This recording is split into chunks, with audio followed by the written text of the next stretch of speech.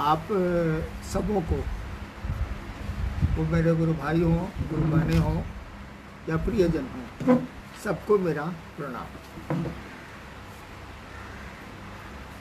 ये कोविड-19 की त्रासदी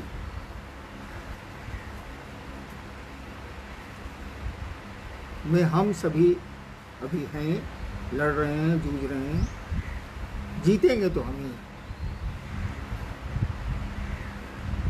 केवल हमें सतर्कता की ज़रूरत है, भय की ज़रूरत नहीं है, डरना नहीं है।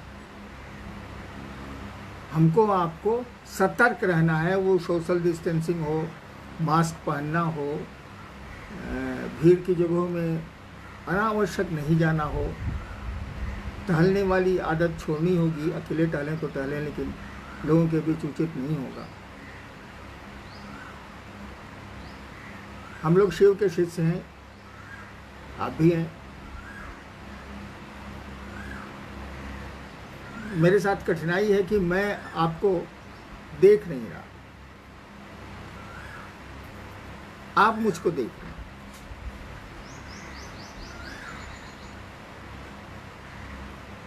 इसलिए आपने सोशल डिस्टेंसिंग का पालन किया है कि नहीं, आप सतर्क हैं कि नहीं, ये आप ही बता सकते हैं। मैं तो, आप दिख नहीं रहे हैं तो मैं तो नहीं बता सकता। जब से ये सूचना दी गई है कि मैं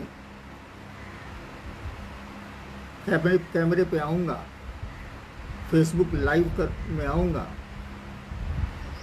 तब से बहुत सारी जिज्ञासाएं मोबाइल पर मैसेज के रूप में आई हैं। उतनी जिज्ञासाओं का उत्तर तो संभव ही नहीं। कुछ जिज्ञासाओं को यथासंभव हम लोग उत्तरित करने का प्रयास करेंगे। और ये प्रयोग अगर सफल रहा, आपने सोशल डिस्टेंसिंग कायम रखी, सतर्क रहे आप कोविड-19 के में, लॉकडाउन में, तो हो सकता है कि अगले सप्ताह फिर शुक्रवार को 1 बजे मैं फिर आपसे मिलूं। और अगर आपने नहीं किया तो ये भी बंद होने के कगार पर होगा। आइए देखते हैं आपने क्या जिज्ञासाएं भेजी। पढ़िए जी। सबसे पहले तो ये है कि साहब आप कैसे हैं, ये सब कोई जानना चाहता है कि साहब अभी कैसे हैं, स्वस्थ हैं कि नहीं, और हम लोग के लिए उनके तरफ से क्या निर्देश है, क्या मैसेज है। मैं स्वस्थ हूँ। अब उम्र का पड़ाव जो कह लीजिए, मैं स्वस्थ हूँ। लेकिन मैं जानना चाहता हूँ कि आप तो स्वस्थ हैं ना। अब तक जो मुझको सूचनाएं मिली हैं क्षेत्रों से, आप स्वस्थ हैं। हम तो स्वस्थ हैं, लेकिन अस्वस्थों की मदद करना भी हमारा काम है।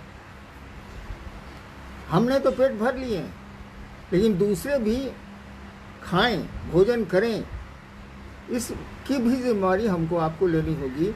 मनुष्य पैदा तो अकेले होता है, लेकिन जीता है इस समाज में, और सामाजिक दायित्व उसके होते हैं। इसलिए हम लोगों को इस दायित्व का भी निर्वहन पूरी सतर्कता के साथ करना है। लोगों की मदद करनी है, लोगों की सहायता करनी है। आप स्वस्थ रहें, ये मेरी अपने गुरु शिव से प्रार्थना है। और एक बात जान लीजिए, आप देखेंगे शिव के बारे में कि कथा है कि उन्होंने विषपान किया। शिव की पूजा में, शिवालयों में आप देखेंगे कि जो पुष्प या सामग्रियां अर्पित की जाती हैं, उन सामग्रियों में अमूमन वे ही द्रव्य हैं जो जहरीले हैं। वो धतूरा हो, बेल का पत्ता भी जहरीला होता है, ये कीटाणुओं को मारता है। और जो भी सामान चढ़ते हैं उनको, सामान्यतया जो चढ़ते आ रहे हैं, उसमें कुछ न कुछ विष है, रहता है। और ये कोविड-19 भी एक विषाणु है। आज तक विष पान करने से लेकर विष की जहाँ तक परिधि रही है, हमारे आध्यात्म में शिव ही सामने नजर आते हैं। तो विषाणुओं से मुकाबले में फिर शिव हमारे आपके सामने होंगे। हमको शिव के नज़दीक जाना चाहिए।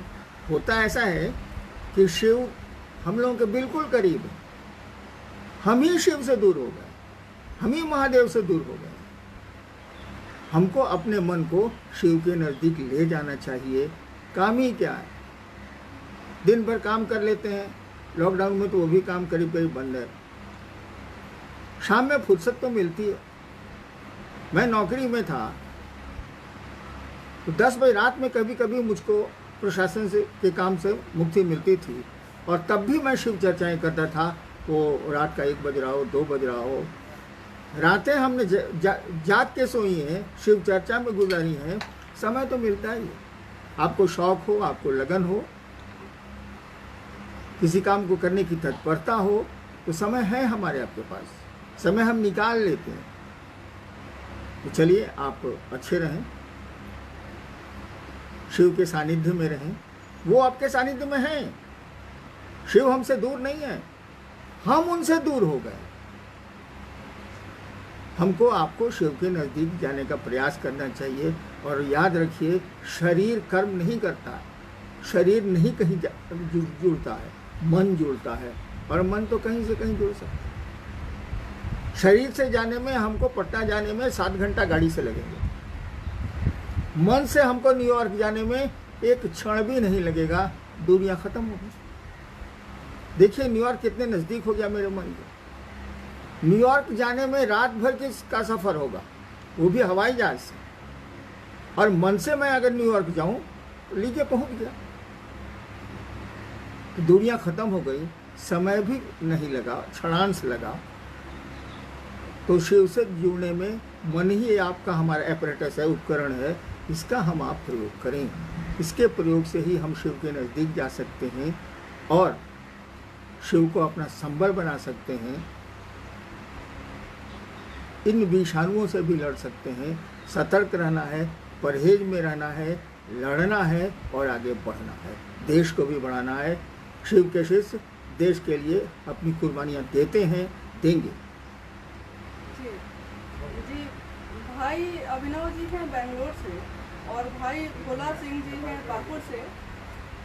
हम दोनों की यही जिज्ञासा है कि आजकल जब से कोरोना के बारे में इतनी चीज़ें हुई हैं, तो कुछ दिनों से मन में निगेटिव विचार आते हैं, हमेशा कुछ हो जाने का भय बना रहता है। एक वैश्विक महामारी कोरोना ने हम सभी के अंदर एक अदृश्य डर पैदा कर दिया है। महादेव कम याद आ रहे हैं और कोरोना ज़्यादा। नमः शिवाय से प्रणाम और दया की याचना करने के बाद भी मन विचलित होता रहता है, क्या करें? देखिए, मन में वो सकारात्मक विचार आए या नकारात्मक, वेदर इट इज नेगेटिव और पॉजिटिव। तरीका ये है कि जो भी विचार आते हो, वो नकारात्मक हो सकारात्मक हो, वह अपने शिव के चरणों में समर्पित करें हम आप। कहे कि निगेटिव विचार हमारी सोच से नहीं आ रहे हैं, वो आ रहे हैं तो आ रहे हैं। पॉजिटिव विचार हमारी सोच से नहीं आ रहे हैं, वो आ रहे हैं तो आ रहे हैं। उसमें हम आप क्या कर सकते हैं? परिस्थितियाँ, वो विचार परिस्थिति जन्य हो सकते हैं, स्थिति जन्य हो सकते हैं, परिवेश जन्य हो सकते हैं। तो हम आप क्या कर सकते हैं? जितना बनेगा उतना ही न करेंगे, जितनी शक्ति और जितना सामर्थ्य होगा उतना ही न करेंगे। सबको शिव के चरणों में अर्पित कर दीजिए। धीरे धीरे आपका मन स्थिर भी होने लगेगा, विचार सकारात्मक होने लगेंगे। आपने पूछा है कि नमः शिवाय करते हैं, शिव से दया मांगते हैं, तब भी मन में नकारात्मक विचार, निगेटिव थॉट्स आते हैं। वो तो मन की आदत है, वो तो चंचल है। अनावश्यक हम लोग कोरोना से डर गए। डरना तो इलाज नहीं है, डरना तो मुसीबत का रास्ते निकालने का तरीका नहीं है। हमको लड़ना होगा, हमको आगे बढ़ना होगा और भगवान शिव से दया मांगनी होगी। नमः शिवाय तो शब्द है, शब्दों का बहुत संबोधन का बहुत प्रभाव नहीं पड़ता। संबंधों में तो भाव का प्रभाव पड़ता है। आपने हमें नमः शिवाय किया, क्या हमारे आपके मन ने उस शिव को प्रणाम किया? प्रणाम का भाव आया? अगर प्रणाम का भाव आ रहा है, अगर शिव को प्रणाम करने की मन स्थिति बन रही है, तो नमः शिवाय बहुत जरूरी है। नमः शिवाय का सहारा लेके शिव को प्रणाम किया जाए, ठीक है, सहारा में काम करता है वो, लेकिन नमः शिवाय का सहारा शिव के को प्रणाम करने की भाव स्थिति में जाने के लिए लिया जाए। और अगर आप शिव भाव से, शिव से भाव से, या जो कहिए भक्त के भाव से शिव को प्रणाम करते हैं, वो प्रणाम आपका परिणामदायी होगा, आपके मन को स्वच्छ रखेगा, स्थिर रखेगा, शांत रखेगा, उसको सकारात्मक दिशा देगा। शिव में तो निगेटिव ऊर्जाएँ हैं ही नहीं, उनकी शक्तियों में भले हैं, लेकिन हमेशा जान लीजिए जहाँ निगेशन है वहाँ पॉजिटिव है, जहाँ पॉजिटिव है वहाँ निगेशन है। हर सृजन में संहार है, हर संहार में सृजन की कामना। नेक्स्ट जी, चांदनी गुरुवान है पटना से कहती हैं कि प्रेम में इतने फासले क्यों होते हैं, प्रेम में इतनी पाबंदियां क्यों होती हैं? प्रेम में पाबंदियां तो होंगी। प्रेम की आदत है कि ये दो सत्ताओं में पैदा होता है। प्रेम दो सत्ताओं में पैदा होता है, एक प्रेमी और एक प्रेम का पात्र। दो सत्ताओं में ये पैदा तो जरूर होता है, लेकिन दो सत्ताओं में रहना नहीं चाहता। ये दो सत्ताओं को एक करता है। कबीर की वो पंक्ति याद करिए, प्रेम गली अति साकरी, नेरो, प्रेम गली अति साकरी, जामे कुटुम्ब न समाज। जामे क्या तो है, ऐसे कुछ दो ही न समाज, दो ही न समाज, यानी दो से शुरू होता है, दो में रहता नहीं है ये। लेकिन जैसे दो से एक होगा ये, जैसे दो सत्ताओं में पनपा है प्यार और एक होगा ये, अब प्यार मरने लगेगा कि अकेले रहता नहीं है। इसलिए फिर बिलगाव होगा, फिर फासले होंगे, और फिर फासले होंगे, फिर प्रेम एक करेगा, फिर फासले होंगे, फिर प्रेम एक करेगा। शिव और शक्ति की यही व्याख्या आई है। वो भगवती शिव से इतना प्रेम करती हैं, लेकिन प्रेम जब करेंगी तो दोनों सत्ताएं एक होंगी, और जैसे दोनों सत्ताएं एक होंगी, अब प्रेम टूटेगा। प्रेम अकेले रहता ही नहीं है, दो मिल जाएगा, और ये हर पल चलता रहता है, ये विरह मिलन, विरह मिलन, विरह मिलन। तो प्रेम में तो फासले होंगे। पाबंदियाँ तो हमारे आपके जीव भाव के चलते हैं, हमारे अपने कर्म, अपने स्वकर्म है, हम लोग का अपना किया हुआ कर्मफल है, जिससे पाबंदियाँ भी लगती हैं और छूट भी मिलती है।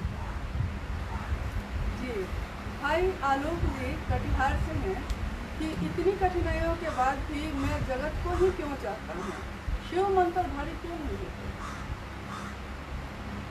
है क्या कि वो शिव जीव भाव में, जगत के भाव में हमारे आपके रूप में दिख रहा है।